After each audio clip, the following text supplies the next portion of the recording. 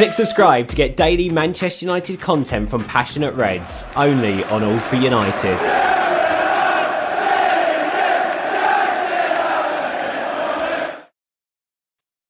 Good evening, ladies and gentlemen. Welcome back to All for United after a tremendous win yesterday. I'm sure we're all visited and saw highlights and all sorts today, but it's good to have everyone here. A massive panel tonight. Really looking forward to this one. Get your comments in, like and subscribe, all that normal jazz. We do appreciate it, and we'd love to read your comments out. I'm just going to share with you, on the note of last night, a video that United posted today, which was absolutely electric. So 1 second.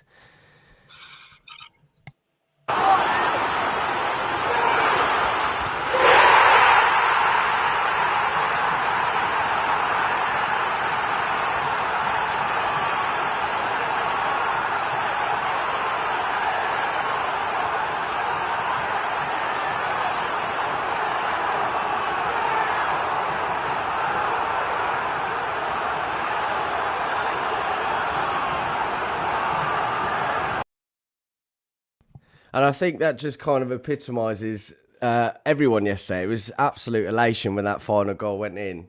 And beautiful to see.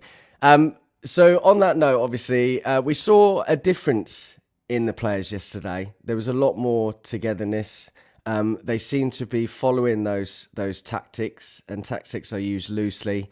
But Fred, what were your thoughts after that game, my man? Elation, pure elation. I think there's nothing but it's what we live for, isn't it? Football. In the grand scheme of things, a 90th minute winner at Old Trafford is probably the best outcome, the best viewing when it comes to watching football. So it was very good. The game itself, it was the 2 home wins. It was the first time there's been consecutive wins under Ralph. So that's very pleasing. Hopefully that acts as a catalyst now for things to push on. And we can go on a little bit of a run. There was certainly a lot more control compared to the Brentford game. We looked a lot more solid defensively. I think Harry Maguire had probably his best game of the season. The fullbacks are improving as well. Dallo had another solid game on the right-hand side.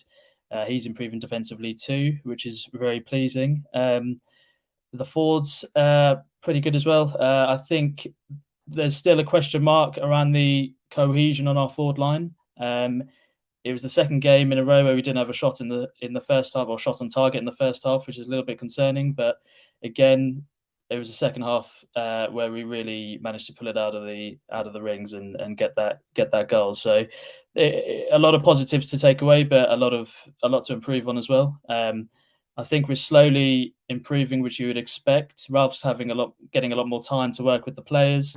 So you would expect the cohesion that we saw certainly at the end, and in the winning goal in the clip you just showed. So yeah, hopefully, like I said, this is just a catalyst for good things ahead. We've got an international break now. I think the next game's on the 4th against Borough. So yeah, plenty to work on. Lots of positives, but lots to work on equally. Absolutely. Well summed up there, buddy. Thanks very much. Hammer, how did you feel after that?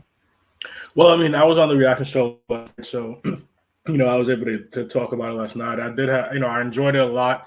I was frozen for a little bit right after the goal went in because I was waiting for some type of VAR offside shit to happen, but I'm happy it didn't. And then, in terms of what we've seen from the team, I think the team looked really good. More like what I think some of us are trying to picture what Ralph would want, and I mentioned it last night. I think they're starting to get conditioning for the way he wants them to press and understanding of the system he wants them to do.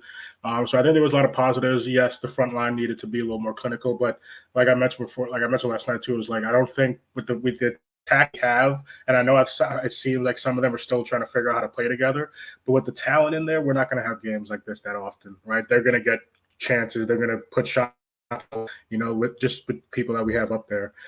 So I think it was a really positive thing. Of course, a last-minute winner is always great. Some Fergie time is always fun. And I also love seeing rivals and haters' heads spin when we get something like that.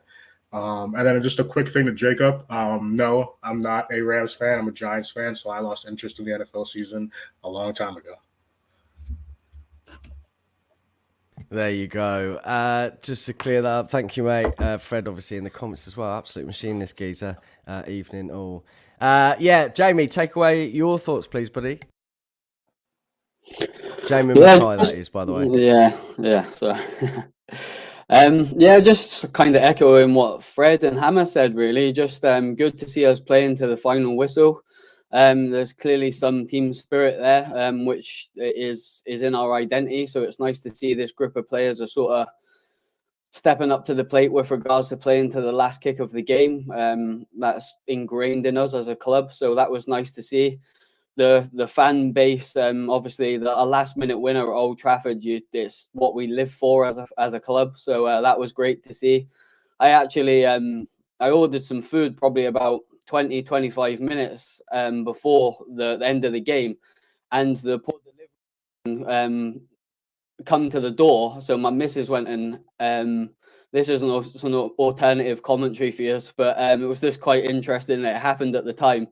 And Adele answered the door to get our takeaway food, and I was literally jumping around the living room. The guy must have been thinking, goodness me, must be hungry, him, bless him. I ain't coming back here again. Yeah, honestly, it was literally just seconds after Rashford scored, and I was just absolute limbs in my living room. But it was amazing to see, like us, and like the bigger picture of it all as well. It's such an important win, like it was a cagey game. We kind of shut each other out a little bit, and to win like that was just pure absolute elation, as I'm sure everyone on the panel was feeling the same as me. But a massive 3 points is the black and white of it, let's be honest. So yeah, superb. It was superb indeed. And I think this is I think someone put in the group chat today, I think he's absolutely right, that I'd rather see last minute winners every week over a 3-0 run. It really does sort of, that you can't describe it. I saw some other comments today. You just cannot describe that feeling. Anyone that doesn't understand, you just can't do it. Real quick too, though, I'm just a petty motherfucker, and as much as it's amazing for us winning that way, I also just love to see people's heads spin because United won last minute on a tap-in. I want to see that. That shit is great to me. Absolutely. Stu, how you doing, buddy? Your thoughts? Yeah, good. Well, I've kind of seen it all before, haven't I? That's the thing, when you've lived through 99 in the new camp, last minute winners, they kind of don't stack up to that, I'm afraid. But having said that, my lad was at the match yesterday, and he phoned me just after Cavani across for Rashford, and he was going absolutely berserk. So for my lad, I was absolutely delighted. I think the game itself, I think somebody summed it up. It was pretty nondescript. I don't think we played particularly well at all in both halves. I think Moyes came out and pretty much tried to set up for a draw, maybe snatch a late one on the counter. But look, I think in the big scheme of things, I think where Ralph is in terms of his building, in terms of being able to work with the players, I think the team ethics seemed to be a lot better, a lot stronger. I think unity was much better yesterday. And by the way, I was watching this through beer goggles as well because we're out on an all-day bender yesterday. So look, it's not a downer from me, but it's hard to replicate the feeling of being in the new camp for last-minute winners. I've seen it all, so many last-minute winners. So I just think we've just got to keep kicking on now. International breaks come at the wrong time for us, as usual. I think whatever we do, we just got to get past Borough and then kick back on because, the results have been relatively kind for us. We needed Tottenham to lose today. I saw people on Twitter saying we need a draw. Bollocks. We need that. You needed Spurs to lose. We need to get Spurs out of the equation because Chelsea are likely to pick back up again. Top tier out of the way. So for us, it was a great win.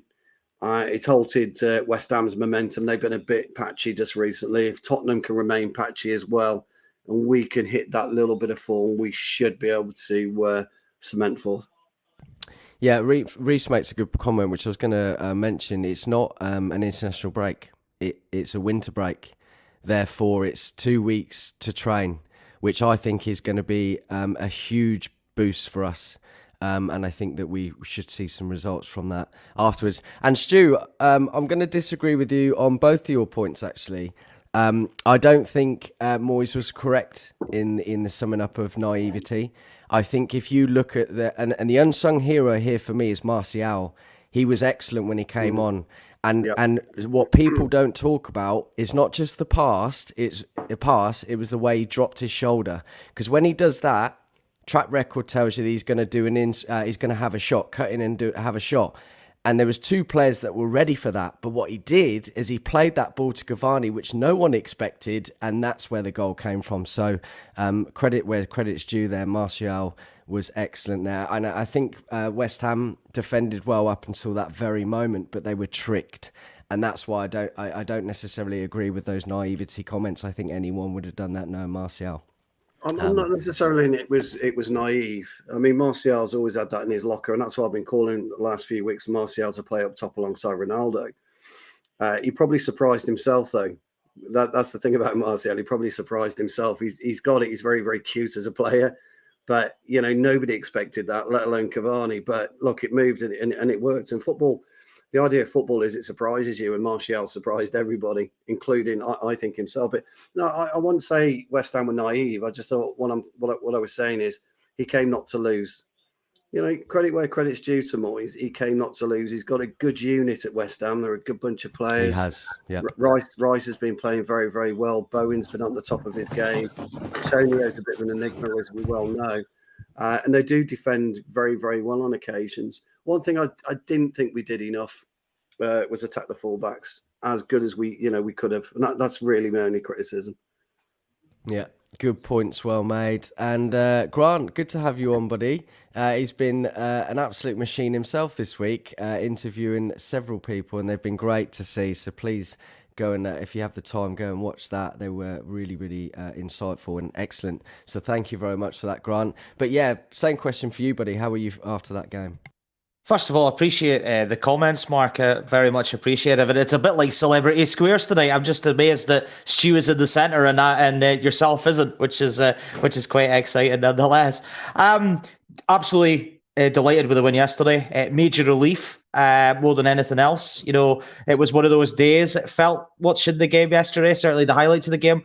I thought we certainly played a lot worse this season and won, but we've also played a lot better and not won either. So it was one of those games yesterday where I thought we had, a lot of good possession. I thought we certainly had some decent opportunities. I thought it was just one of those games whereby West Ham actually defended very well. And, obviously I chatted to Benji Lanyado for the preview show, and I must admit, the way I anticipated the game completely went against how I expected it to go. I thought it would be a much more open game. I thought West Ham would come and have a bit of a go. I thought they were rather negative in the way they played. And to be honest, it kind of suited United at times. And to be fair to United, they kept digging in. And the great teams under Sir Alex over the years, they never know when they're beaten or they never know when to lie down. I think it was Jamie who mentioned earlier on, they keep playing right to the final whistle, and we was rewarded with a goal, and it was a really good goal. And we get a little bit of a break because West Ham, I think, are on the attack at the other end. The ball breaks down, we kind of turn it over quite well, and it was a really good piece of play, as you mentioned there, Mark, from Martial to lay it into the path of Cavani. And Cavani just plays a beautiful ball across the box, and he times his run to absolute perfection. It's definitely onside, and it's a really good finish from Marcus Rashford. Yeah. And I'll tell you something, guys, it's been a big week for Marcus Rashford because, he's had a very difficult season. He scored 2 goals in his last 2 games. Very important to get that goal at Brentford in midweek. That will do his confidence the world of good. He scored again yesterday, a winning goal in the 90th minute in front of the Stretford end. It doesn't get any better than that. And United getting 6 points out of 6. I think it was a couple of weeks ago or last weekend I said on the Villa review show that I had a little bit of criticism towards Ralph Rangnick for being a little bit negative with his substitutions. Well, you could say that yesterday. I thought he got it absolutely spot on. He was very bold with his decision-making. And you've seen what it meant to not just the fans, but some of the players as well in that little video clip you showed there. It meant so much to Cavani. Fernandes, it meant so much to them as well. And I just thought it was absolutely fantastic. And it just gives us some momentum going into the second half of the season. But Stu makes a great point. This little break comes at completely the wrong time for United because we've got the cup game against Middlesbrough to look forward to. A great opportunity, in my opinion, for United to get back into the winner's circle. Let's have a real good go at trying to win the FA Cup. Let's have a really good go at trying to not just push for the top 4, but try to potentially usurp Chelsea for 3rd spot And of course, we still got the Champions League as well, don't forget. And Atletico Madrid are on a bit of a ropey run themselves. So there's still plenty to play for United in the second half of the season, guys. Certainly is. And let's just hope they use that next 2 weeks to really take advantage of that time and hopefully build upon that. Jamie, great to see you, mate. I know you're probably nursing a hangover today. And I hope you're not feeling ropey yourself like Atletico Madrid. But I hope you're well, buddy. And yeah, just give me your thoughts on that. Yes, surprisingly, I don't actually have a hangover. I've not been out drinking for like about 10 days, which is, I think, is a new record for me. Yeah, I think it was, the lads have summed it up quite well, to be fair. Don't know why that happened. Sorry, my StreamYard went off. Yeah, I think the lads have summed it up pretty well, to be fair. It is that elation in it of a Fergie time winner. I find it mental how Marcus Rashford now has scored the most 90th minute winners in Premier League history. It seems like a stat that's mad, isn't it? Yeah, it seemed like a stat that should have been going on for years rather than somebody. I know, to be fair, he made his debut 6 years ago, but yeah, no, I think it was good. I think it was a professional performance, from my opinion. I think it was the first time that we've really sort of grabbed the game by the scruff of the neck and looked like we were the threatening side for most of it. It was the first time we've seen some real midfield cohesion as well. I think the midfield did a good job yesterday. I think still the standout performer in that midfield, regardless of what John Maguire said in the comments, I think was Declan Rice. I just think he's a top talent. The price tag conversations annoy me with everything because players don't set their own price tags. It's the value that the club places on them as a player. And he's an important player for West Ham, so why is he not going to go for? He is going to go for big money, and he does a fantastic job in that midfield. And I think he's a phenomenal. He's only going to get better as well. But yeah, I think there's a lot of stuff to maybe like look at as well from the game. I think Ronaldo looked a bit off the pace again. I think he was decent in the build-up play. There was a couple of times where the ball came into his chest and he used his chest to carry on the attacks, which was nice to see. And his sort of positional awareness and the way in which he peels off a defender and creates a space for other attackers. Again, he's one of the best at doing that. I think that's purely from the fact that he wants to create opportunity for himself. I don't think he's necessarily doing it so that, Greenwood or Elanga could cut inside and get the run in. It's just a byproduct of what he does. But if it works, it works. Yeah, I think I'm trying not to get ahead of myself here because I think we do this as a fan base, not the people on this channel, just as a fan base. Yeah, agreed. We have a good game. Everyone's ecstatic that we got a 90th minute winner, so everyone's like buzzing. This is it. We finally fixed it. We've done this. We've done that. Just for us to potentially get knocked out by Middlesbrough, and then we go back to the slumps of is Rangnick losing the dressing room? Is he with the right? So we constantly have these flip flop debates as an entire fan base, and so I'm just trying to stay grounded. Just as well, I saw in the comments that Maguire, Dello, and Rashford are going on holiday. They're not going on holiday; it's a warm weather training camp in Dubai, and they're going with John McGinn and Tyrone Mings as well, which is interesting. So hopefully they're putting a word in John McGinn's ear. Just in case. Not Mings. Yeah, not Mings, not at all. Yeah, I think it's going to be interesting to see where we go. I said on the channel a few weeks ago when we were talking about formations that I'd like to see us set up as a 4-3-3, which we seemed to play yesterday because I think it works quite fluidly. In the transition, it works well. It allows Bruno to push forward, and it's nice to see. And you know what? At the minute, I will eat every word that I've said about Fred on this channel if he continues what he's doing at the minute. He seems to be getting high up the pitch, which we see him do for Brazil, and it seems to be his favoured place to occupy. He's had 3 assists in 3 games now, isn't he? I think he's our highest, one of our highest creators. Well, there you go. Under Rangnick, so he's clearly doing something right. So, like I say, if he continues the way he's going, I would publicly apologise for saying that Shakhtar had our pants down. But yeah, positives to take, lessons to learn, and that video you played at the start, hopefully that'll shut the media up for a bit about cracks in the dressing room. Absolutely, and I'm glad you spoke about McTominay and Fred. I think they've both evolved under Rangnick. You've seen a massive improvement. Even Scott, I think they were both excellent yesterday throughout that whole game. And Jamie, someone else alluded to it earlier. I think this is the first time in a long time where we had control of the game for 93 minutes. You always see a dip at some point. And that's usually is around the 80th minute mark, and they're a bit leggy and tired. But we didn't see that yesterday. I think we were very much in control. Reese, good to see you, buddy. I take it you don't like Xbox, but talk to me about your thoughts, buddy. Well, I own one, funnily enough, but I'm a PlayStation guy anyway. I think pretty much what everyone else has said. I can't really say any more, except obviously social media fan base is full of fickle people that have an immediate agenda against Ralph Rangnick. All I want to say to them is fuck the lot of you.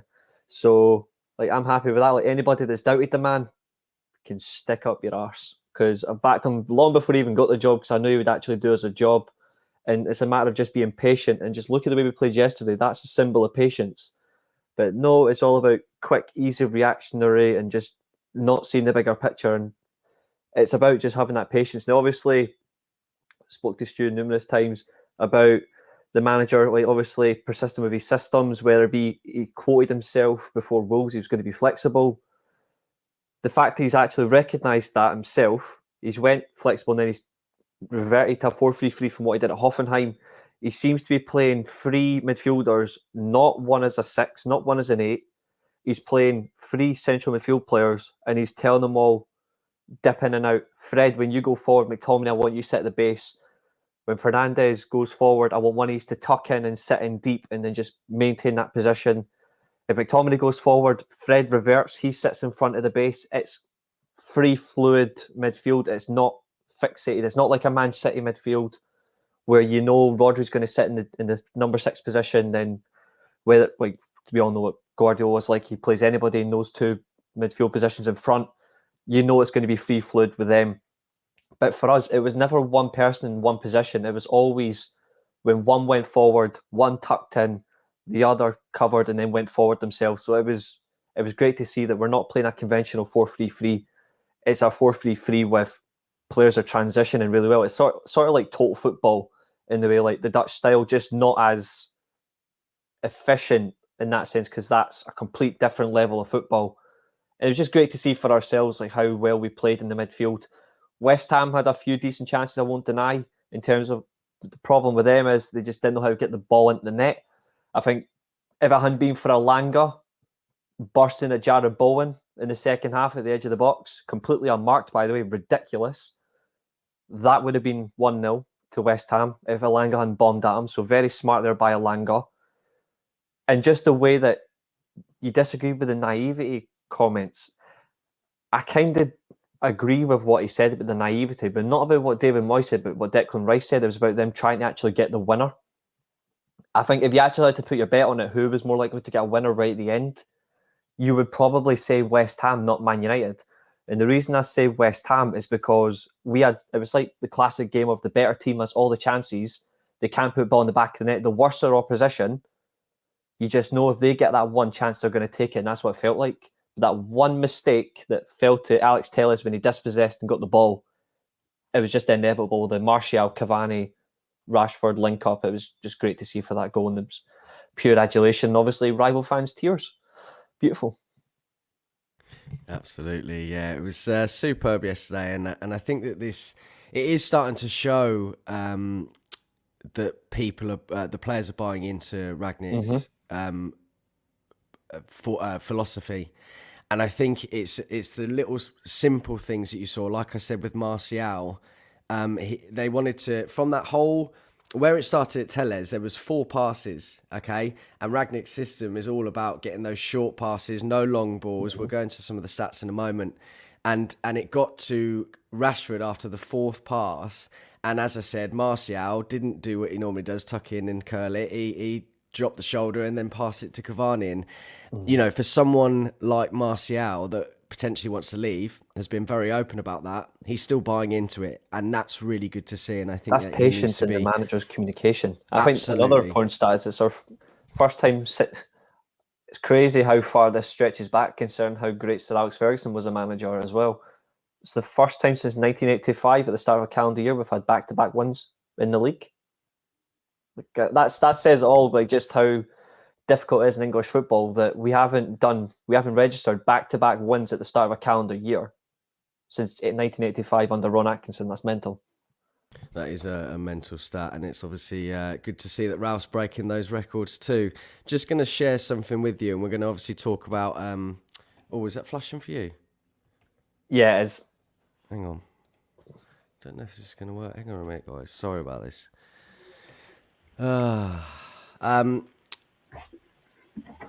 Yeah, good. Good. Right. So That's better. who scored have obviously deemed it a 4-2-3-1. Now that's what we saw under Ollie during his reign, but it wasn't a 4-3-2-1. I mean, there are debates as to whether it was a 4-1-4-1 or a 4-2-2-2 or a 4-4-2, as Stu said to me backstage. But I think that this is where his system really, really works. As long as you are chasing for the second ball, closing down quickly and being quick about things, the formation is incredibly fluid, okay? And you can see that for we're going to play a position in later on, but I think that this is exactly what Ralph is trying to get, and really good to. Yeah, I've got no dodgy tabs, mate. Don't you worry about that. Check that before we come on. So yeah, no, I think this is obviously the players buying into it, and we saw a lot of that. I felt that we controlled the game excellently, and just to look at the passes as well. Bear with me; it's not always easy. No, that's not what I want either. Fuck's sake. Sorry. Oh, I can't find it. Anyway, there was 572 passes, and 501 of those were short passes. And that's what Ralph is trying to instill. We didn't see any of the long ball stuff. We could have hoofed it up right at the game, but they still wanted to play through the teams, through the opposition, which is really good to see. But Fred, are you starting to see that the players are buying into it now, and you're starting to see some of these great things come to fruition? Yes, yeah, and it was inevitable. I mean, Ralph, for any manager to take over mid-season and not have a pre-season, it's always going to take time to implement your tactical, training and instilling that into the players. So yes, I think they are buying into it. With regards to the formations, I think formations are just a little bit overrated. We're just too much in the FIFA era, whereby numbers and 4-2-3-1, 4-3-3, it's nothing to do with that. They're just starting positions, really. Like Reece used the right word, fluidity. It's all about players having the responsibilities and having a job to do on the field. So I think he has certainly. I mean, look, if you want to compare it to Ollie, for example, Ollie used a similar starting setup, but the difference is Ralph's given the fullbacks the freedom to push forward. He's using a flatter midfield, so players are pushing forward and having their defensive responsibilities equally, not just one or two players, and then Bruno remaining forward and Fred McTominay doing the sweeper work. I've noticed the wide players are tracking back. Certainly Alanga. I think there's a few question marks on Greenwood around that. That will come in time. He's still young, and he's probably a natural striker, so that needs to be instilled in him. And the good thing, I think it was mentioned earlier as well, Ronaldo seems to be dropping a lot deeper as well, and he seems to be getting involved in the build-up play more and creating. Now, he's probably not going to be happy with that. He's not, he wants to be the top guy, the top scorer, but it's good to see him he was involved in the goal. I think he was the one who passed it to Martial. He was. The Brentford. He had a part in two of the goals. He took two defenders out for Langer's goal just with his off the ball movement, and then he's got the quality on the ball with his shoulder to play in Bruno. Took defenders out of the game as well. So players, their roles are evolving compared to what we saw under Ollie, and that's only going to improve in time. I mean, Ralph's being asked to do a 2-3 year job in 6 months. So we're only starting to see the tip of the iceberg of it, really. But there's certainly just a style of play. There's certainly we can see the differences with certain players as well. The big thing is just confidence with these players, especially your Rashfords, your Martials. There's quality players in there, and for them to get 2 wins on the bounce. Look at the video that was played at the beginning. It does wonders for morale. So hopefully the players will just perform as we know they can do. And yeah, we can go on a little bit of a run and cement top 4 where we belong. Yeah, I mean, I agree with a lot of what Fred said. From my point of view, too, some of the things that I'm liking to see, especially with the style that I think Ralph wants to play, is that the players seem to be having more of an understanding of what he wants them to do in whichever positions they are. And I kind of like going with the 4-3-3 view of it that some of you guys are talking about, the midfield. And when you talk about, right, I don't know if it was Reese or maybe Jamie or somebody who said, like, when one of them goes up, for example, like if Scott goes up, Fred stays back and that type of stuff, that comes down to the discipline. And I think Ralph is demanding that from the players, which is what you're starting to see now. And for me, outside of the formation stuff, you know how everybody always talked about Ralph with his pressing and that type of style and everything. And somebody else mentioned this earlier too. It seemed like even going into after 80th minute, where you think they're going to start getting tired, I felt like we were still had some energy. We were still pressing, maybe not as intense as in the middle of the game. But I think they're also starting to get to a point physically where they can do what he's requiring them and asking them to do. And eventually, it's going to start really going on a roll. And I think, unfortunately, I know it's not an international break, but I would have liked them to continue playing. But if it is just a training thing, yeah, someone said that earlier, but maybe it will be a good thing because then Ralph can really get them down to the physicality point and get the tactic point that he wants to get across a little bit better. Yeah, I completely agree with that. The one thing I also like as well is the difference in the players' attitudes after a game, where you would see after a game where they're always around the manager smiling and hugging around him, all that. And you see it with how they are with Rangnick. It's serious, it's intent, it's focus. It's, all right, this game's done, we move on. It's like they're actually more focused on just getting on the next game. I think you actually see it with the work Ralph's putting in. It's like, guys, this game's done, right? We're moving on. It's that hunger and that mentality to go, we've got a lot to do. There's no sitting around, no waiting. I know a lot of people earlier on thought the winter break came bad for United because we've got games coming up. I 100% disagree with all of you. I 100% disagree. I actually think the winter break is good. I do too. I disagree, purely for the fact is, if that's what we can do in very little time with the manager on the training ground, imagine what he gets with a couple of days rest that he's given them. He's already said this. He's going to give them a couple of days rest. And then the players that are staying, he's going to work with them every single day. Imagine the actual difference after that, plus the rest he's going to give them, compared to where we are now. I think if we had kept playing, Middlesbrough would absolutely hammer us in the FA Cup. Middlesbrough would hammer us. Whereas this break is actually what we need in terms of improving the team. The fact that they think it's a problem, I don't. This is what we need. We haven't had a proper break yet. And that's where this is actually going to affect us as well. It's all about getting time with the manager, improving the game, containing the issues we have. And the one big problem we had, which we didn't have against West Ham, was game management, both from the players and the manager. That's reflective, and the time we need is what's going to reflect now. I think it's an interesting one because I'm 50-50 with it. I agree with some points that some people have made about it being the wrong time, and I agree with some of the points about it being the right time. I think it comes down, and it's going to sound really stupid, but it mainly comes down to how the break's handled. I think one of the most interesting things we've got now is we're speaking about like how McFred seemed to be gelling together again, and their performance is sort of reaching a level that we've not seen from them previously. It's going to be interesting to see how he manages Pogba coming back into the side, because obviously we've got the issue with Pogba and the contract and whether he's going to be leaving on a free. Are we going to try and move him on in January? And also, now that he's back in training and stuff like that, with this 2-week period, and he gets some fitness up, if he's ready to sort of start getting minutes again, where does he fit into the midfield dynamic? Do we drop one of Fred or Scott for him? Because we've seen sometimes, I know Fred and Pogba have worked quite well before. Scott and Pogba have worked quite well before.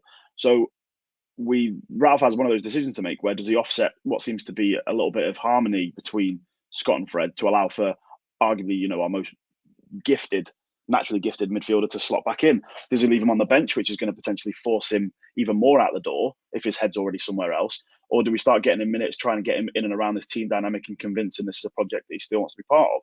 So I think that it's going to be an interesting period of time sort of post this this winter break. I really do hope that we use it well. I think it's interesting that Maguire and Dalot and Rashford have been sort of allowed to go rather than staying around and still a relatively new manager. it was obviously his first couple of weeks were disrupted by Carrington being closed. So you'd think that he'd want all the team together as best as they can. I don't know if we still have any rules in, and they're still training in little bubbles and stuff like that. I don't know whether that's still going on. But because I think with Maguire's performance against West Ham, he looks like a semi-decent centre half again, which was nice. So you'd think that he'd maybe stick around the team and start, doing some manager specified training drills. Now, granted, I know that Ralph would have given him a worksheet and stuff, I imagine, to go away with for his training camp. But yeah, it's going to be interesting because, like I say, it's a really stupid point. But I'll make my mind up about whether it's a good time or a bad time based on how we actually spend this break. Sorry, there was a bit of a random tangent to go on, but I am really interested to see how Pogba gets handled there after this. Yeah, absolutely. Go on, Graham. I just think, with all due respect, and I take Reese's point, I absolutely understand where he's coming from. Momentum is everything when you're at a football club. You pick up the wins, 2 wins in the trot, a very tough last couple of days, winning away at Brentford in the circumstances that we did with a great second half performance. You carry that forward into a very big game against West Ham, big battle for the top 4, reignited our charge that we had for the top 4. I just think that momentum and confidence in any sport is everything. Back-to-back victories, suddenly things are looking a little bit rosier in the garden. Why do you want to have a break that would just disrupt the rhythm of the team? I mean, Middlesbrough are having a bit of a sketchy run themselves in the Championship. They're a good side. They're a very capable side. But you would hope that United, with the quality that they have, should really have too much problems for a Middlesbrough team who, as I said, are capable in their day. But United should be looking to win these games. I just want to kind of pick up on a couple of things that the guys were saying about Rangnick. I do think he started to get a tune out of some players. But ultimately, the players' confidence, I think it was Fred that mentioned this very early on in the show, confidence is everything, individually and collectively. And too often this season, we've not been able to play a consistent team. We've not been able to play 2 solid centre-backs for much of the season. We've not been able to see partnerships, particularly the centre-back area. I think Stu's mentioned this a few times where we've done shows. The spine of the team is so important for United. We've not really had that spine of the team consistently throughout the season. You're starting to get a little bit more of a performances from guys like Elanga, who has come into the team and been very impressive. Rashford's got a bit of momentum on his side with a couple of goals in recent matches. I just think that, I absolutely take Reese's point. I can absolutely see where he's going with it. But ultimately, I'm one of these people that you've got momentum. Why would you want to stop? If it ain't broke, why fix it? Absolutely. And Jamie, you wanted to come in next? Yeah, I'm just going to try and take a bit of a different spin on my views because I think the lads have kind of nailed it on the head with regards to the tactical side and stuff like that. So I just think we, as a fan base, need to give a little bit more credit to Ralph because he come into an absolute car crash of a dressing room.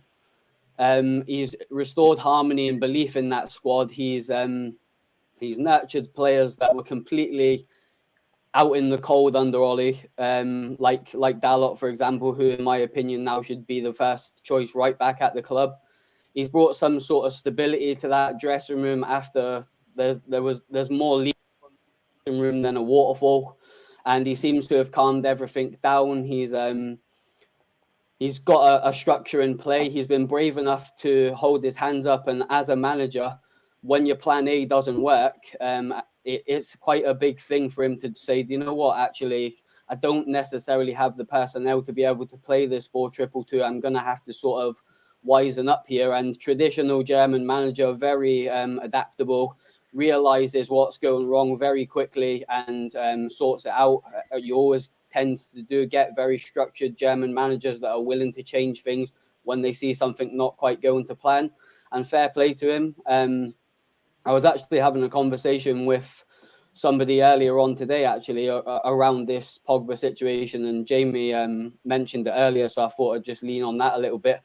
I kind of likened Pogba, and the lads might disagree, to like a pack of cards, and he's the joker, really, and potentially be the ace. You don't really know what you're going to get. So it's like he could come into the squad and get us top 4, and we might, I don't know, win an FA Cup or do well in the Champions League, maybe reach a semi-final, which I think would be a very successful run in the Champions League for the club at the moment, considering it's been a quite up and down season. And that's sort of the big question mark, I feel like, of two players in the squad at the moment is one, Pogba, on how does he handle him, and two, how's Sancho going to get in this team, because he's the one player at the moment I just can't see fitting into that front three line.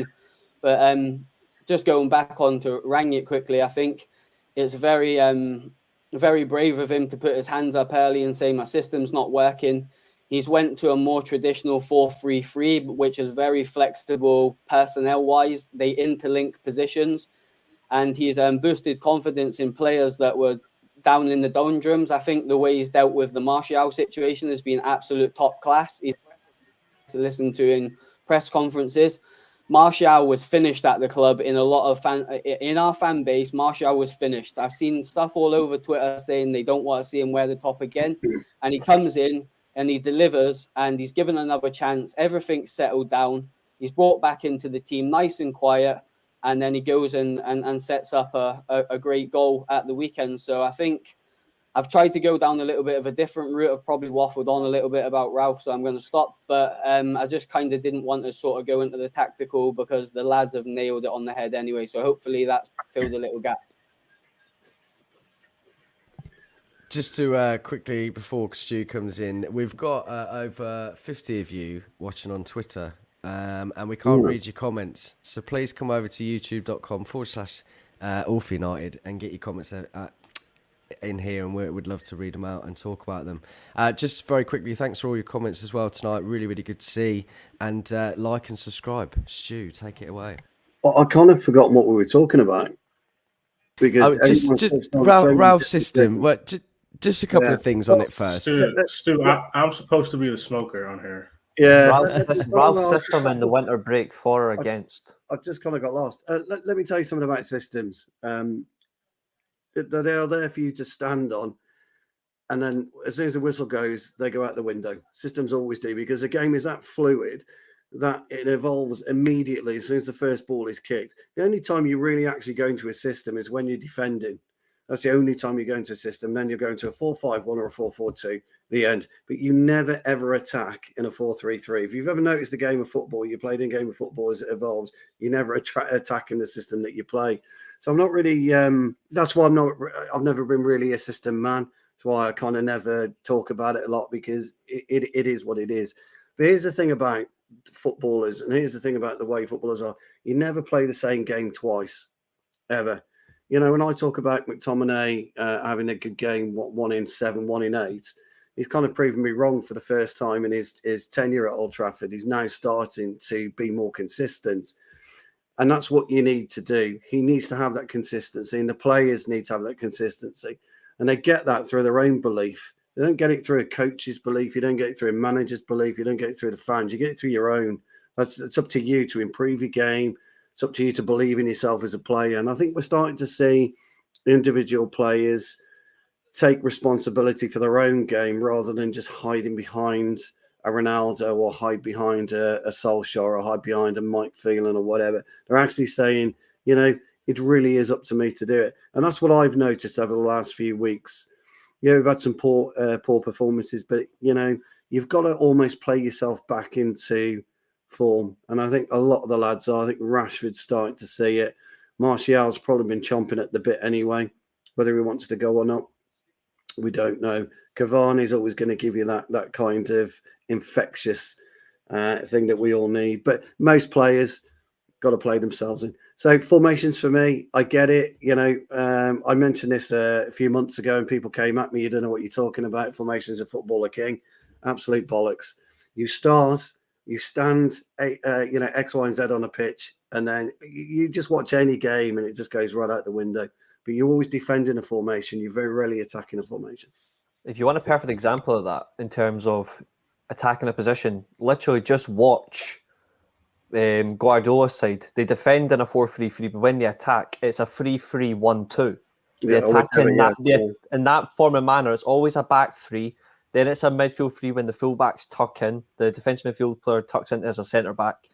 They then play one central midfield player and the two fullbacks as inverted midfielders. Then they'll play the attacking midfielders, and then you've got a front three, like one sitting in the middle and the other coming in, tucking as a two. But for us, it's literally just whatever we get. It's mental. Yeah, Bernardo Silva is right. your perfect example of a fluid player, because when they're attacking, he will go anywhere, absolutely anywhere. He is. He's absolutely right. He's a sort of player, if you actually think about it, he's a sort of the player that we're actually trying to find within our own club. You can see it the way we're actually playing. Like Ralph's playing Fernandes as a solid box-to-box player. He's trying to get him in a way to operate like Bernardo Silva. The only problem is Bernardo Silva has an amazing low level of gravity. That's the only thing that Fernandes lacks. If he had that level of gravity, he would be able to move like him. We've still got that attacking threat, but we just don't have that sort of player that works in that way. But it just shows like how effective we are in a different way compared to them. But you're right about fluidity information. That's pretty much what it is. I personally, just talking about Pogba, and we spoke about it midweek on the Women's Devil's Advocate, I think this is a very good thing with him coming back. I think he will thrive in the middle of the park. And the reason why I say that is based on a couple of things. Firstly, his stats have been showed. We've spoken about this recently, but he is the highest presser. His percentages, he presses the highest out of anybody else in the team, Fred being second. And also, with regards to yesterday, McTominay didn't really sit as a DM. With this formation, it's not, you don't have that person to shield the back four, and they can interchange. And everyone's spoken about this earlier. The benefit and the beauty to the way that Ralph wants to play is that you can interchange all the time from the defenders up, midfielders, strikers, and they're all compensating for what somebody else does. Bruno, when we were sort of struggling to get the ball at points, Bruno would then come back from that false nine position he was mainly playing yesterday, I feel. He would come back, grab the ball, and he was really influential from the middle of the park.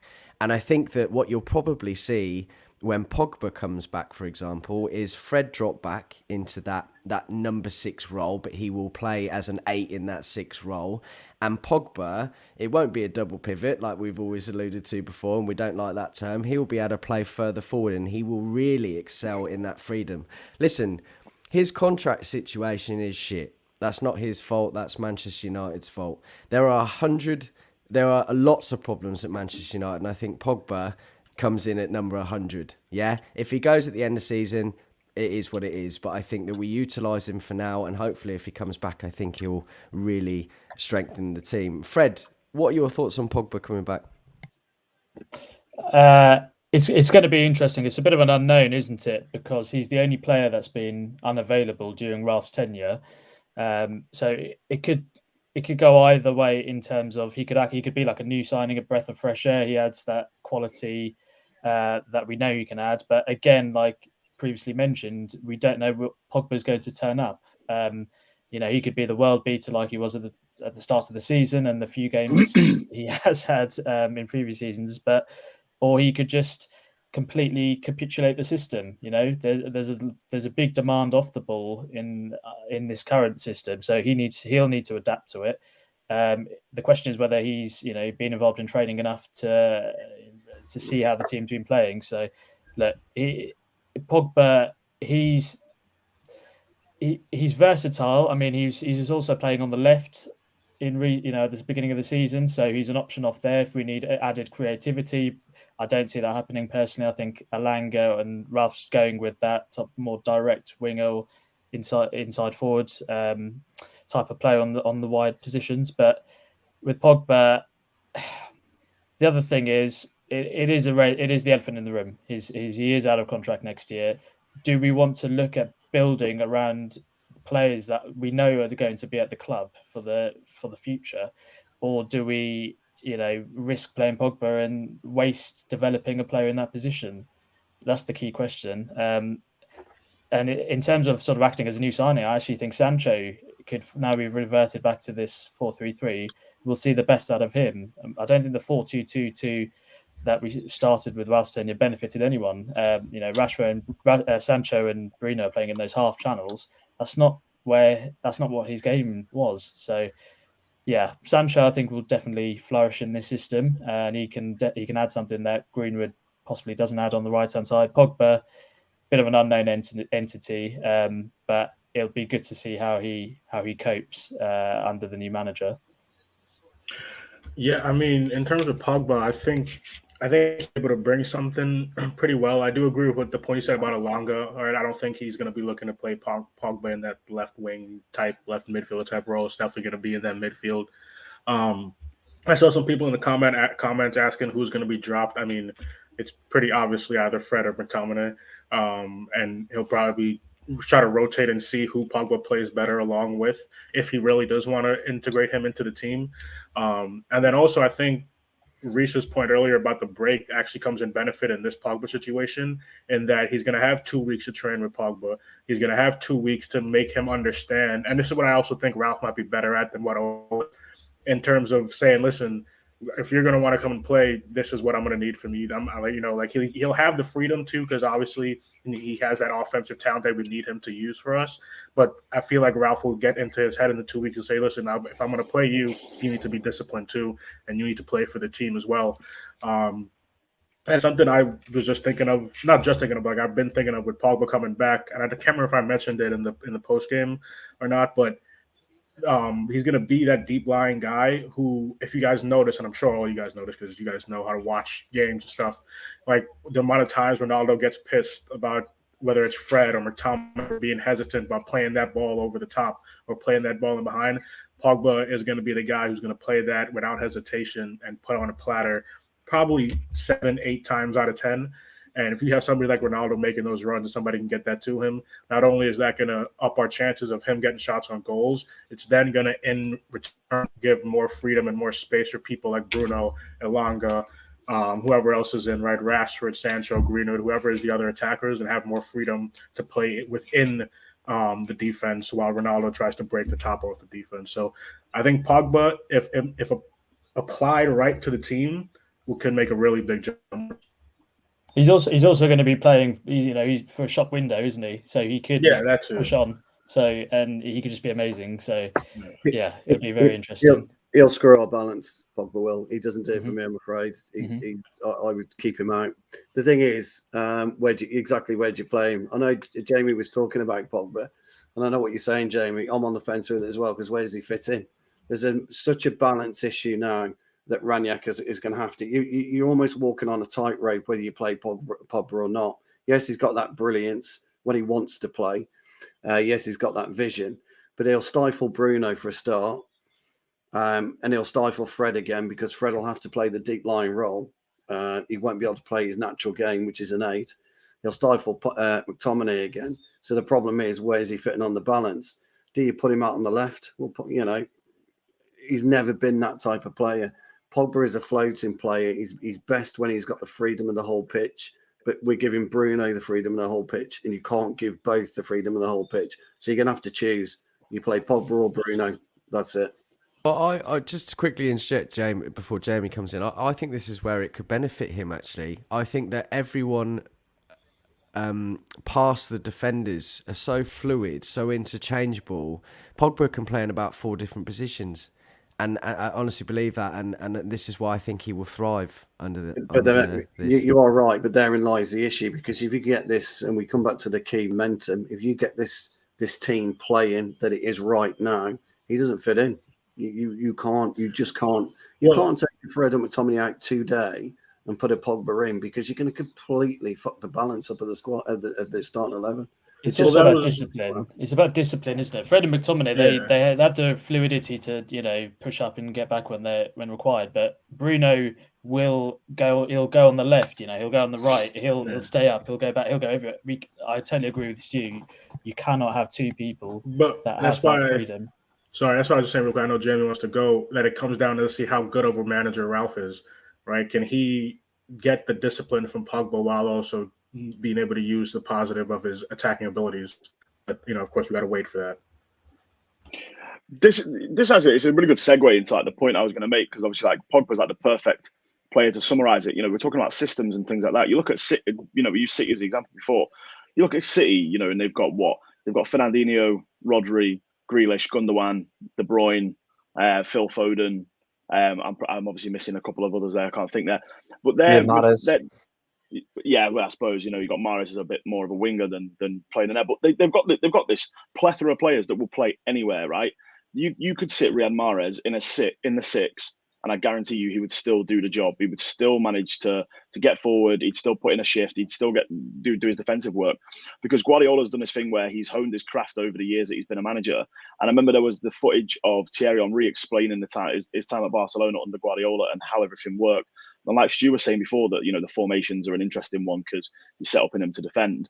And obviously Thierry Henry broke it down how in the first 2/3 of the pitch, so from your goal through to the second third, you stuck in your formation, but then you get into that final third and it was just do what you want to do, like whatever you want to do. But as soon as you're back in that second third, you get back into it. And I think that's where City have benefited so well, because he's going into his 6th year now. He didn't have the best first season, but he persevered. He's got that philosophy that everyone knows how he plays. He's got like the coaching mentality across to the players.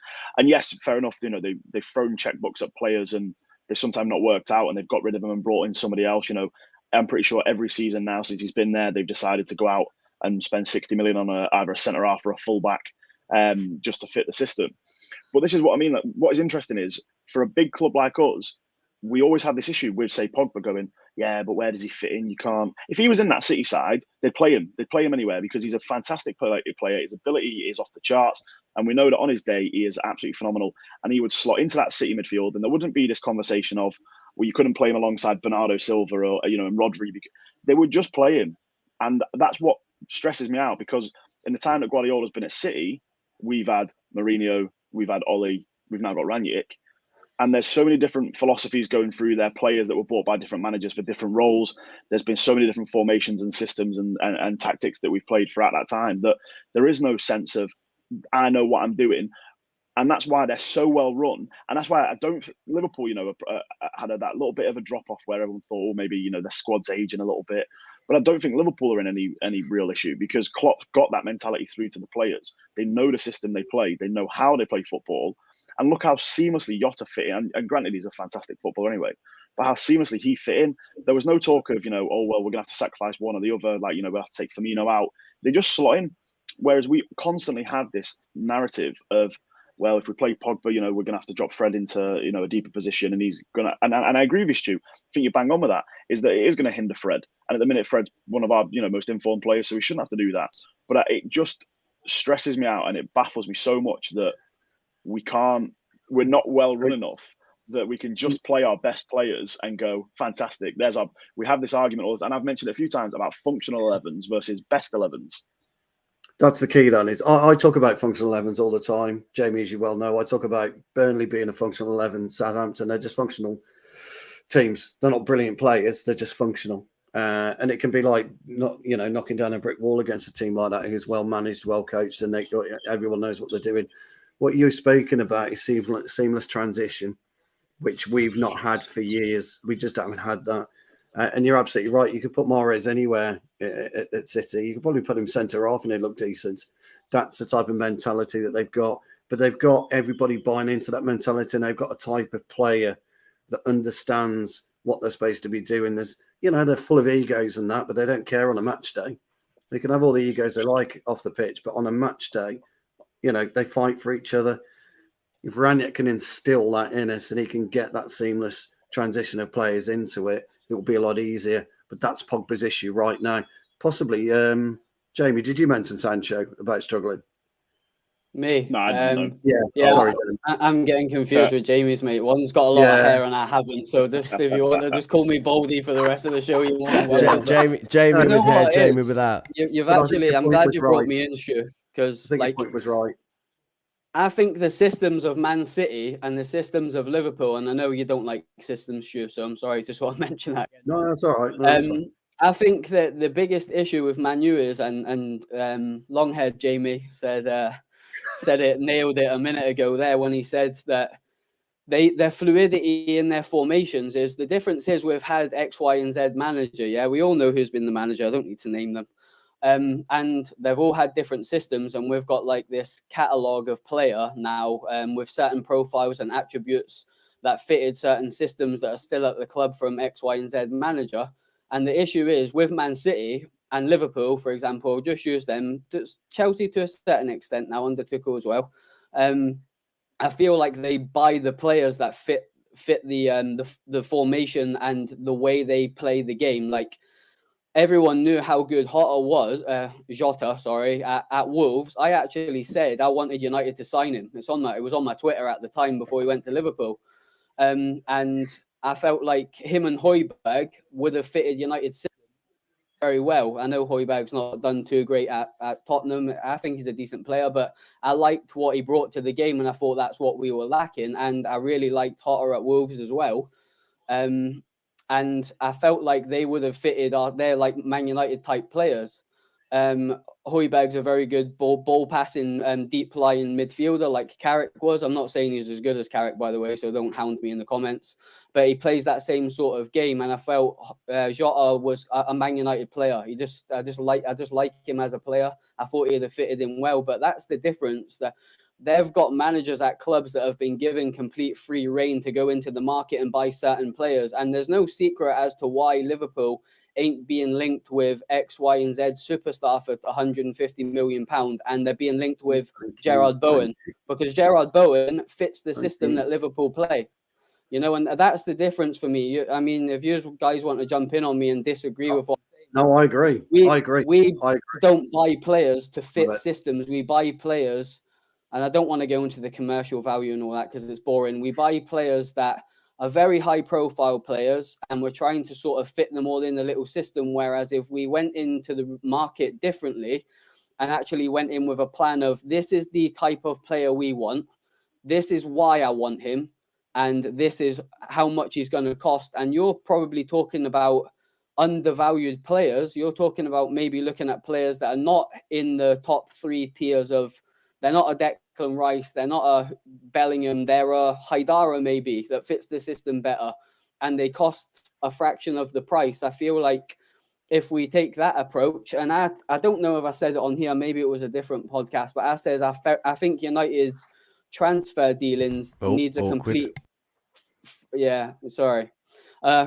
complete fresh face with regards to how they are recruit players that fit a system. The issue is at the moment, and I think it's probably an intelligent move from the club not to bring anyone in January. Sorry, I'm waffling here.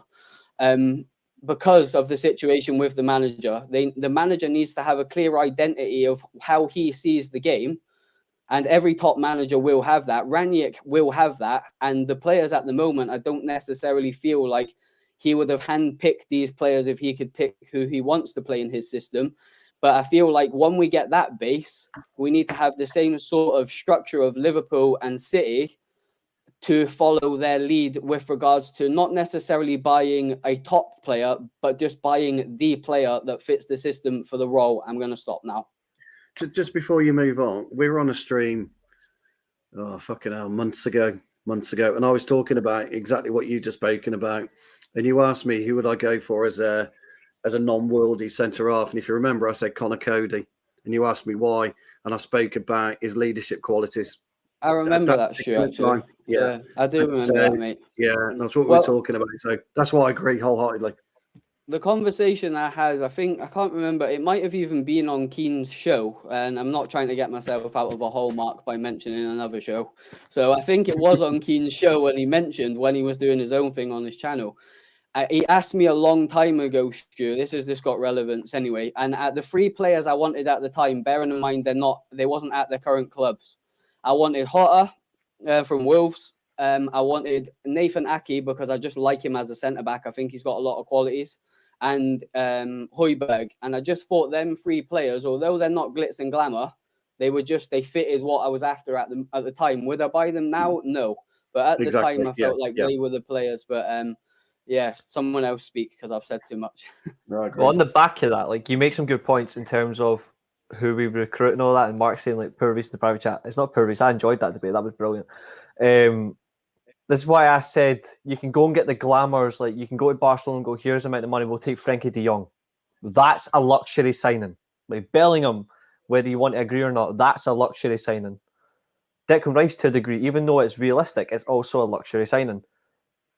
I think signings for United is, you're right, it's all about who buys into the system. but it's also who buys into the manager's word.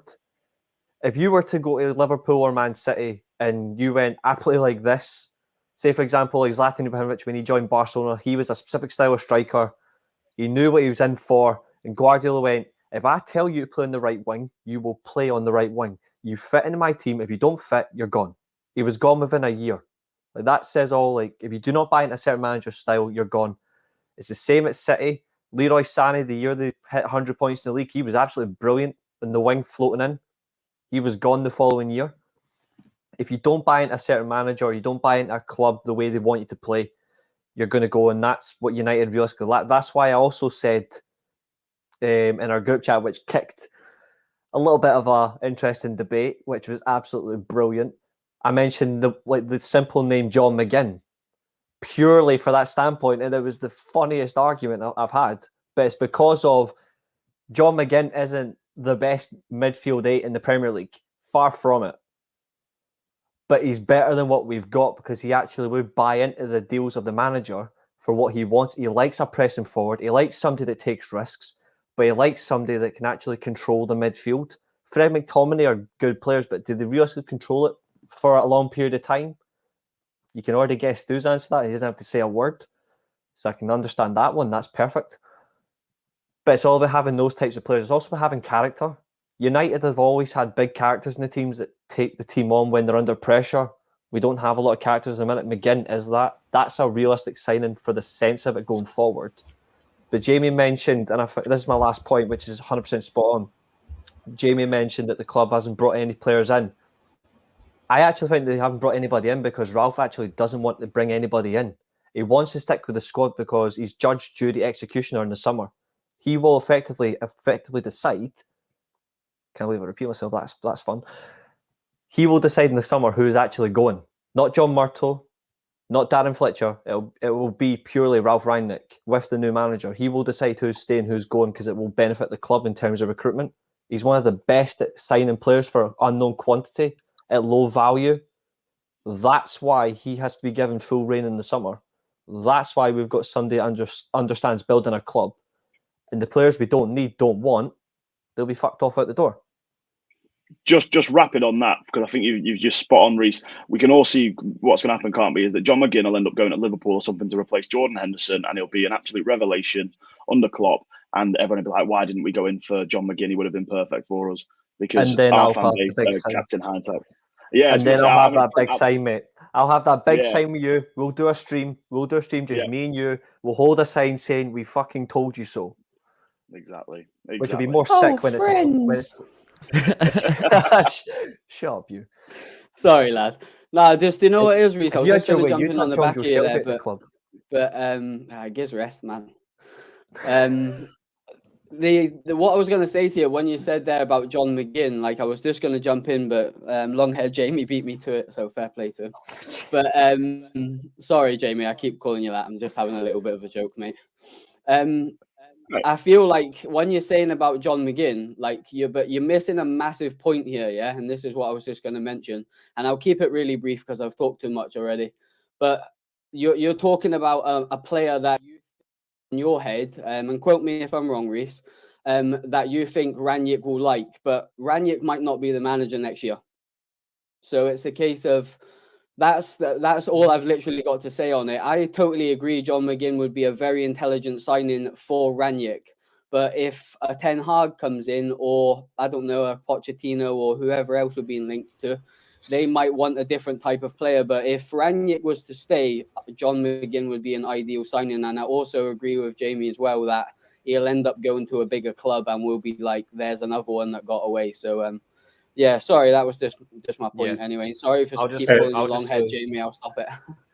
I'll just say on the back of that before beautiful Mark moves on. I'll just quickly say, you're right. I was using McGinn as an example of character that the club's lacking.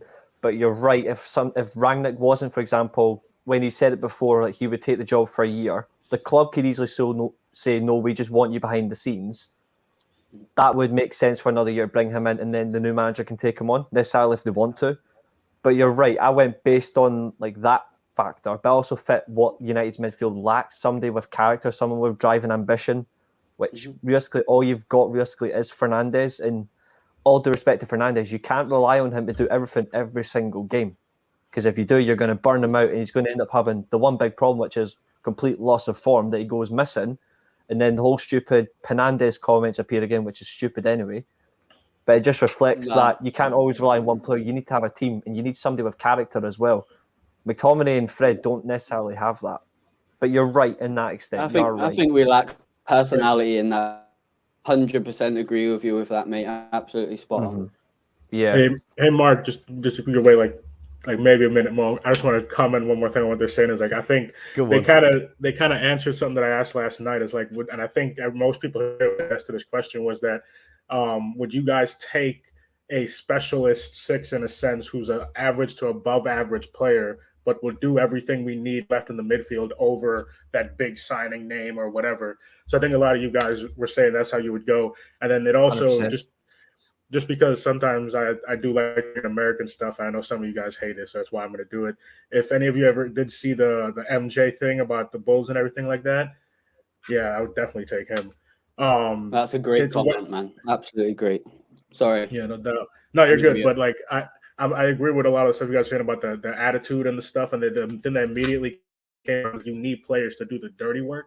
And for example, if you think about the Bulls from back in the 90s with Michael Jordan, is Dennis Rodman. He was that player. And I remember in the thing that Michael Jordan did, right? He said when they were thinking about bringing him in, because he was a crazy ass guy going to parties. We don't need that extra shit, but like he was a crazy guy. He was known as a psycho. And Pippen didn't want to bring him. And MJ looked at Phil Jackson, who was the coach, and said, "Can you handle him?" And Phil said, "Yes." He goes, "Get him. We need the 20 rebounds and we need the defense." You get the players you need to play the roles that you need and do the work that needs to be done. Sorry, Mark, go ahead. No, absolutely fine. You know what? I'm just going to duck out. I think you guys are doing a wonderful job on your own. I'm joking, of course. Grant's looking at me like, fucking hell, what's happening here? So just to move on to my next point, and actually I'm going to go off what Jamie said earlier. I absolutely agree with you. And I think United are in the transition of moving into that analytical side of things, like Liverpool. What Jamie? Short hair Jamie. Baldo. So essentially, I think United have been in the process of that, and now that Rangnick is in, and they've got Murto there, that's seemingly doing an okay job so far, going on the track record from the summer. I think that's what they will be moving into. But as a contradiction to that, and I'm going to disagree with all of you, the more and more I see him play this season, I think he's been absolutely excellent, but would cost an arm and a leg. The best player to fit that DM role for me is Declan Rice. So we'll see what happens. And I think obviously it was great to see his comments yesterday. Whether it will move on to anything is another story. Honestly, I think he would suit our style perfectly. I really do. And I didn't think that a year ago, but the more I've seen him this season, he seems to have molded himself into, and the interview with Lanyardo the other day, Grant, he was talking about the fact that he's on the front foot all the time and moving forward, and that's exactly the kind of player you need, but also can shield the defence perfectly. Yeah, he absolutely did, and Rice has got so much qualities that I think have definitely helped West Ham, and you can see why he's been, highly sought after by so many clubs. Chelsea, obviously, quite high in there. Ourselves, I wouldn't be surprised if Manchester City are in for him in the summer as well. He's a very exciting talent, but there's so many great points that the guys have made there. I was actually pointing my finger at one particular comment that kind of came up, and it was about James Ward-Prowse at Southampton. I really like Ward-Prowse. I think he's a fantastic player. I will be amazed if he's a Southampton player next season. I think he's just a wonderful talent. But I think it's so interesting, this discussion, because, we're talking about style, we're talking about personalities, and there's so much stuff that everybody's said across this chat that I could jump on board with. And Mark, I can take your point on Rice as well. I genuinely think it's down to attitude and it's down to application. And I think Reece made a very good point on McGinn. I think that's a guy, obviously, he's obviously knows McTominay from the Scotland setup as well. I think that would be a very interesting dynamic to see if that works as well. The guys have talked about Pogba. I think his situation in the team is very much up for discussion. He's got to play himself back into play. We haven't even talked about Donny van de Beek. Can he somehow wrangle his way back into this setup. We just never know. But I think over the next, few months, heading into the summer, as I said, we've had a couple of really good results this week. There's actually still so much for Manchester United to play for. Yes, it's not been a great season. We expect it to be challenging for the title, and we're not going to win the league. That's absolutely dead in the water. We're not going to win the league. Still mathematically possible. Yeah, but we're not going to win the league. Let's be frank and honest about that. As I've given that ship has sailed a long time ago. But we could still get, I think, third spot. I think Chelsea are there to be got at. I know they won today, but I still think we could get third spot. I still think we should be really targeting the FA Cup. Getting back into the winner's circle. I said that right at the start. United have forgotten what it's like to win big trophies, or any trophy for that matter. They haven't won anything since Jose Mourinho, I believe, that we're going back to now. So, that's something that, 2017. Exactly. Yeah, the Europa League final. So, against that. So, we need to start just taking it one small step at a time. This week's been great. We need to take care of Middlesbrough next. I mentioned earlier on about the Champions League game against Atletico Madrid. They're not in a particularly great way just now. I know they came back and got a draw against Valencia last night. I wasn't particularly impressed with them. Thought Valencia kind of threw that game away at times. But, in terms of dynamics, in terms of, structure of the squad, in terms of personalities, I just simply think it's down to attitude and application. You kind of have to strip it back to simple attributes like that. You know what you get with John McGinn. He wears his heart on his sleeve. He puts so much determination into the sport. He's got a fantastic arse that he uses to his advantage. I really like Ruben Neves at Wolves. I think he's a wonderful player as well. He's a guy that I would be definitely thinking about too. I mentioned Ward-Prowse. But, it's all about personalities. It's all about what they do as well, their applications. What might suit one manager might not suit someone else. And Jamie made a very good point. Jamie Mackay, that is, made an extremely good point. Ralph might not be the manager after the season. So that's something that I'd absolutely take on board that United have to think about. There's a lot of rumours that we've talked about Pochettino, we've talked about Ten Hag. I believe Lopetegui is still very much in discussion as well, something what I don't want us to go for, absolutely not. But there's a lot still to play for United. But there's so many things that are still to address, but we need to take it one small step at a time back to where we ought to be getting to. I'll say this as well, just in the touch of that, where I've had to eat my words, and I think Mark may be the only one who can agree with me on this one, because I was very strongly against him when I said I don't want Declan Rice anywhere near Man United. I went, I don't think he's good enough. I don't think he's Man United quality. I said the same. Yeah, since the Euros, I will give him this respect. Since the Euros, he has actually, to a degree, turned it around. Like, on my perspective, I've actually given him a level of thought and actually think he would work. I think Hammock's obviously, he's, in terms of location, maybe the best to agree with this. He maybe like hockey, like in terms of like a sweeper position. He sort of does that. He links really well from back to forth. And I think that type of player, you can sit him in that position. You can let him link in with the defence, let him link in the attack really well. I didn't expect my fellow Scotsman to talk about McGinn's arse, so I'll say that. I did not expect that at all. What's strange? Top notch by Grant. But in terms of McGinn, I disagree with the comment about him being overrated. I actually think he's just right in the middle. I think he's just rated a lot more now for the hard work he's put in. He's more appreciated. But I will say this, though. I think Jamie's going to touch on it in a minute, but I 100% disagree about the Buendia over Sancho comment. Like, that's just... Everyone's allowed their opinion, right? But I think that's an absolute shocking take. It's shocking, but you're entitled to your opinion, but I 100% disagree with it. Quick question, though, real quick before Jamie goes in, about Ralph. I know he's most likely going up. Is he also going to have decision making on the manager? Like on who's coming in? He's got that input. Yeah. Just on Buendia, I agree with you on that one, Reese. He's a solid player, though. He's a good player, but solid player. He's a great player, but over Sancho, we're taking no, not over Sancho. No. Because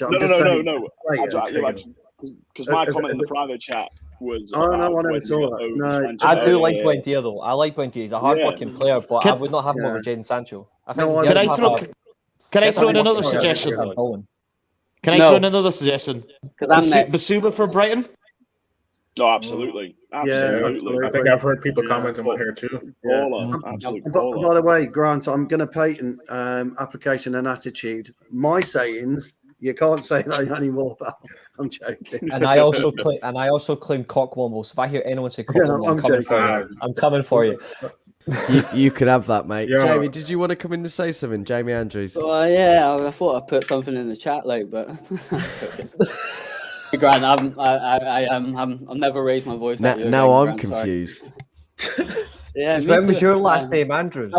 I was supposed to be after East, but the guys are not sticking to the plan. Like, I'm only joking.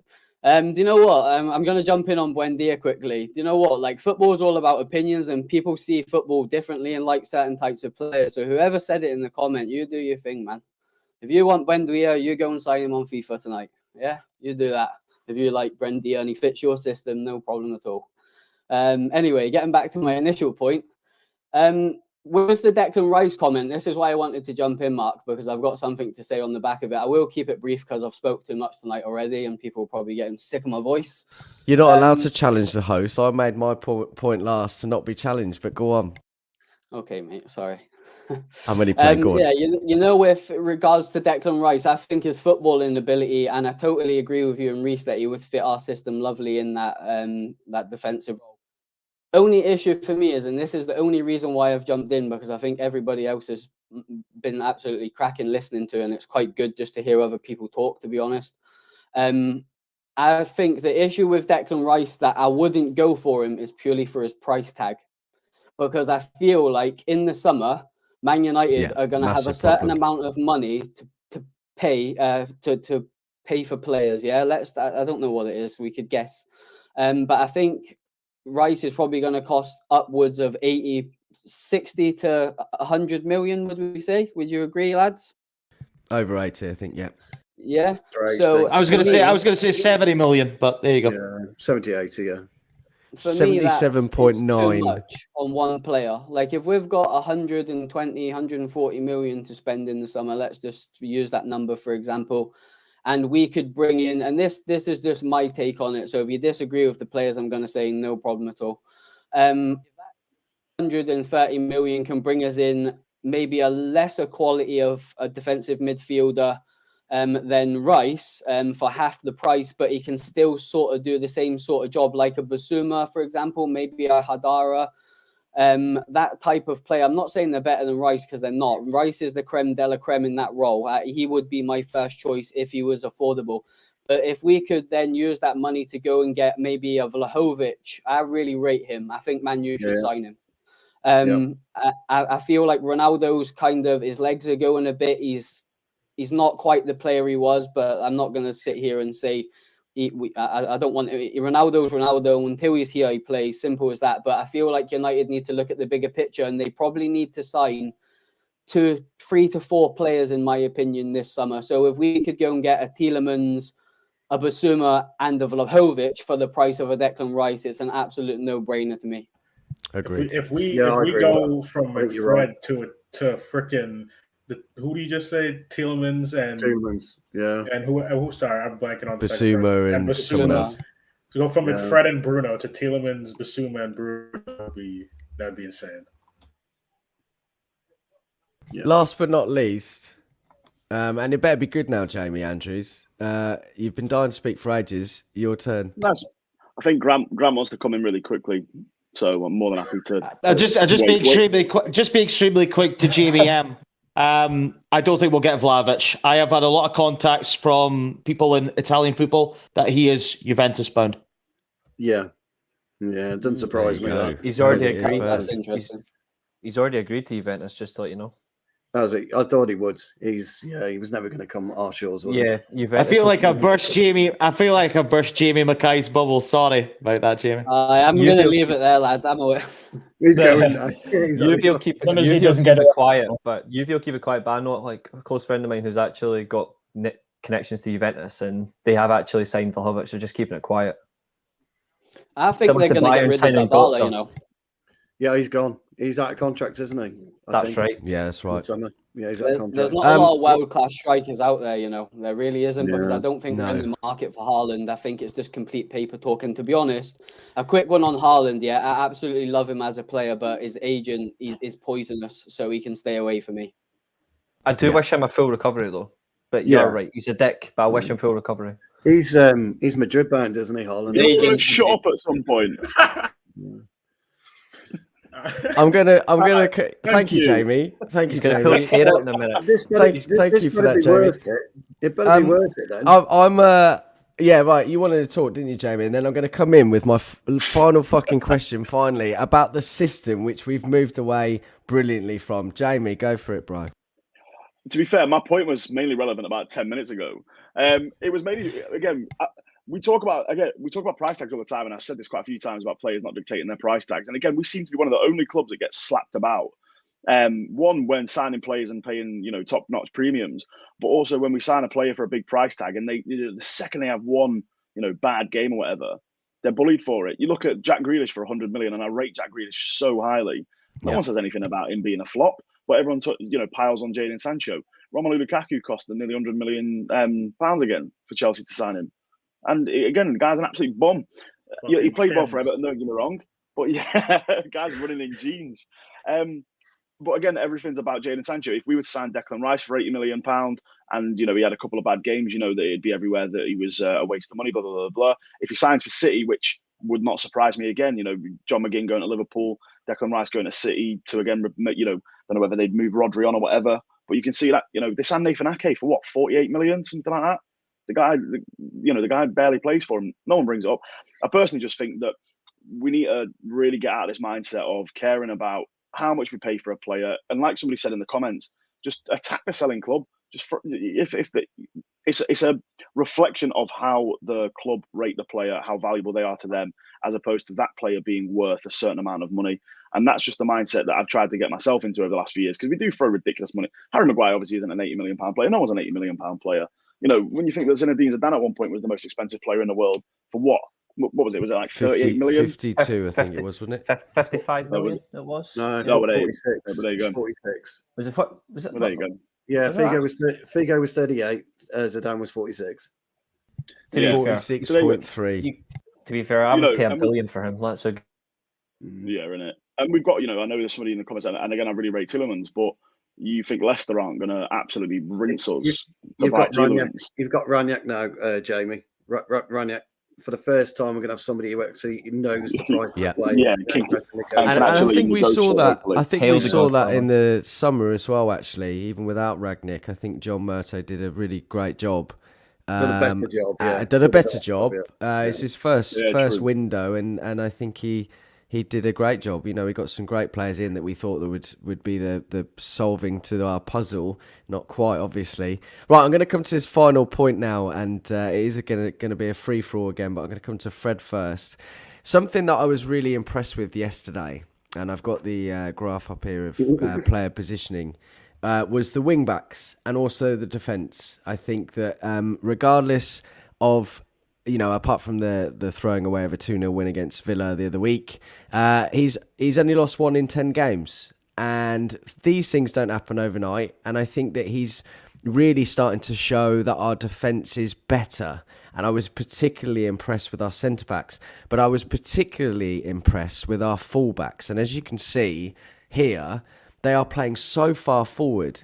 West Ham did play into our hands a little bit because they sat back, and not every team's going to do that. But they were so far forward, it allowed us to play and do what we wanted further up the pitch. But Fred, what do you take? What's your take on the defence and also the fullbacks? I mean, it's going to be very difficult for Shaw and Aaron Wan-Bissaka to get in at all.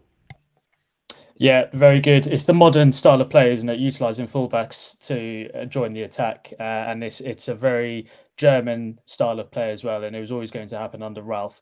I think that Dalot and Telles have actually been a breath of fresh air due to how poor Wan-Bissaka and Shaw have been earlier in the season. But they're all just getting to learn their responsibilities. And when they bomb forward, either Fred and McTominay will drop and make it, drop into defence and a bit 3-person defence. So there's a balance in that regard. So I think it's been very good. Yesterday was a solid performance defensively. It was just great to have a clean sheet. I can't remember what those feel like. And equally, I think Maguire had his best game of the season. I think he was very solid yesterday as well. So hopefully some time out of the limelight will do him some good. He can build on his partnership with Varane. Dalot as well. I think Dalot's probably been the one person who most fans wrote off You know, it was a given that he was going to go due to the amount of loans he's had. But he's come in, he's done well. The defensive part of his game's improving. He had a great game against Brentford, I thought, in that regard. I still think that we can upgrade on him and a few others. The way I see it, are these some of these players, are they title-winning players? Would Dalot get into the City or Liverpool team? Absolutely not. So, look, you've got to do the best with what you've got. Ralph seems to be improving certain players. When a new manager comes in, some players flourish, other players, regress. But I think Telles and Dalot are doing really well. Telles certainly has got a killer cross on him, something I think that we've been lacking in recent years. Dalot, he's been famed for being fantastic in the cross department, but I'm yet to see it this season, in all honesty. But he is running forward. He's creating sort of 3-on-2s, those triangles, something that Wan-Bissaka probably struggles with in parts. There's some periods of play where he's our highest player, Dalot, and he's improving defensively. So, yeah, it's a huge positive, but there's a lot of work to be done. The midfield need to work with the defence. And, yeah, given more time throughout the season, hopefully we'll have a few more clean sheets and the fullbacks will contribute to a few more goals. Yeah, I'll make a quick comment. I agree with a lot of what Fred said. Dalot, I think, like you said, his defense has been improving, and that's a really good thing for him. And I think that's good. The defense was really great yesterday. I was on the show last night, and I had to give my man of the match choice, and I'm a big Maguire critic, and I had to give him man of the match, and that shit hurt a little bit, to be honest. But he did play really great yesterday. Definitely some of the best that I've seen him play in a United jersey. I don't know if that little break and all that stuff got some of the pressure off his head and off his mental, so he could just come in and play freely and play calm. And actually, somebody who I want to give credit to, who's a young player, even though he's not a defender, was Elanga, because he was tracking back like a freaking demon yesterday, and he was then ganging up on people, play on the wings with Dalot or whatever side he was on, right? And he was helping out on defense, which I think is great, and that's probably what Ralph has liked so much, probably seeing in training, because he probably does the same thing in training, which is a great thing for the type of system or the type of play that Ralph wants in terms of high pressing and getting up on people and things like that. So yeah, the defense was great, and it helped that it was also getting that some of the offensive guys were getting back and helping out as well. Jamie? Yeah, I agree. I think that they've really, really grabbed their chance with both hands, and they're looking bright. I do really like Telles' delivery, and I think it's easier to teach a fullback to be more defensively astute if they're already naturally gifted at going forward than it is vice versa, as we've sometimes seen with Wan-Bissaka. However, I do think, as per usual, the Twitter fan base is being far too reactionary. Let's not forget that Wan-Bissaka has been fantastic since he joined us, realistically, in terms of the interceptions and his challenging. And just because Dalot's now playing while Wan-Bissaka's out, everyone seems to have forgotten that. And so, I've seen some pretty horrible comments about him. I personally think, all top sides should have sort of two sets of fullbacks to rotate through. Different fullbacks suit different games and different approaches. If you're playing, if we're going up against PSG, who would I rather see in that right back position? I'd much rather see Wan-Bissaka than Dalot, and likewise, I'd rather see Shaw than Telles, because they're going to have to do more defending realistically. I think people, again, based on what Trent does, I know he's not the first ever attacking right back in the world, but in the Premier League, he's definitely sort of revolutionised what people think of a young attacking right back. And his defensive game obviously leaves a lot to be desired, but in that side, it doesn't really matter. I think everyone expects a right back to be like him, but the only other fullback that really comes close to him is Cancelo, I think, in terms of his passing range and his chance creation. So I do think that Dalot's doing really well. I think Telles is as well. It's going to be interesting to see what happens when Shaw and Wan-Bissaka are both back fit and match ready, to see who plays. And I'm interested to see some different combinations of them both together, sort of Wan-Bissaka and Telles and Dalot and Shaw, and every sort of mix of both of them. So I think it's going to be interesting. The pressure might bring some of the best out of both of them. Shaw picked up his best run of form when we signed Telles, and he seemed to, start to realise it was a bit of a threat of him breathing down his neck. And Wan-Bissaka hopefully can see that he's not got that right back position on lock, and he'll put in some extra work. Absolutely. And I'm going to end the show now, but thanks everybody for tonight. The comments have been excellent and really, really good debates as well. And I appreciate every single one of you for coming on. So thanks for giving up an hour and, well, it's nearly an hour and 40 minutes now. We've done this twice, Stu, in as many weeks. There you go. Great debate. Listen, obviously, as I said at the beginning of the show, it's important for you to like and comment and subscribe to us. So please do. We've got some excellent content. We've had a really ridiculous week with the content we've pushed out, and we've got more of it to come. But listen, on that note, I hope you enjoy the rest of your Sundays. I hope work isn't too painful for you tomorrow, and we'll see you next time.